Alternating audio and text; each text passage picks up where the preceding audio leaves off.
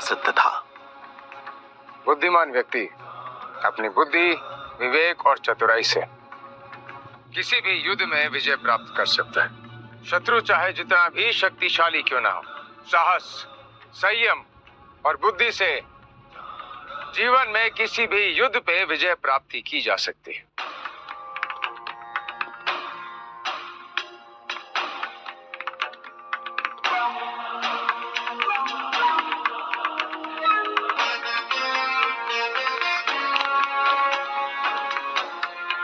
खबर सुन चाणक्य चकित रह गए।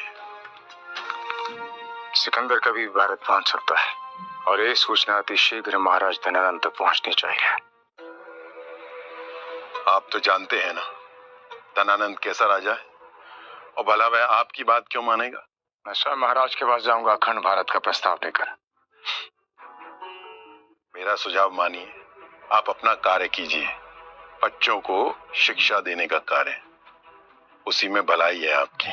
आचार्य ब्राह्मण का कर्तव्य होता है लोगों का मार्गदर्शन करना, और यदि महाराज धनानंद अपने मार्ग से भटक गए हैं तो ये मेरा कर्तव्य बनता है कि मैं उन्हें सही मार्ग दिखाऊं। मैं आज ही मगध के लिए प्रस्थान करूंगा।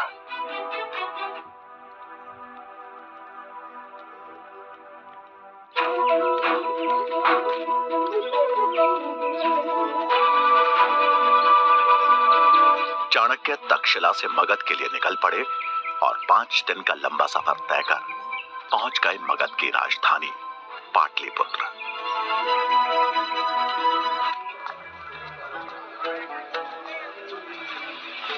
उन्हें नगर में कदम रखे कुछ ही क्षण हुए थे कि पाटलिपुत्र की जनता पर हो रहे अत्याचार का सच उनके सामने था।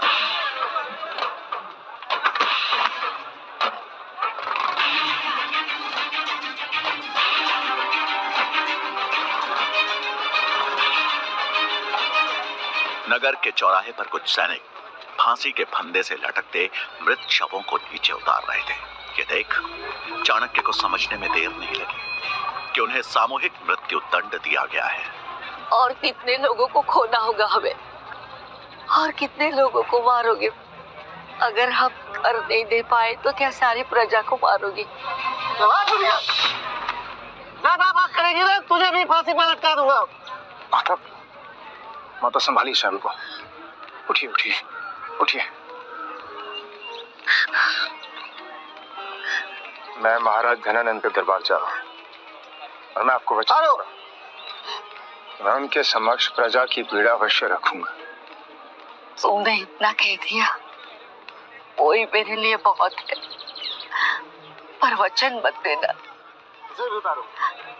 तुम्हारे अंदर बहुत करुणा है बेटा, पर तुम जिसके पास जा रहे हो उसका लहू पानी बन चुका है। अपने अनुभव से कह रही हूँ। तुम्हें देने के लिए मेरे पास अगर कुछ है,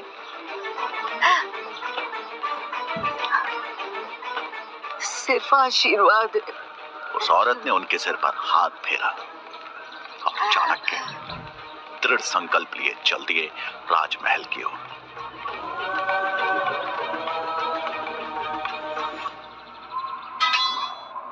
आप कौन है?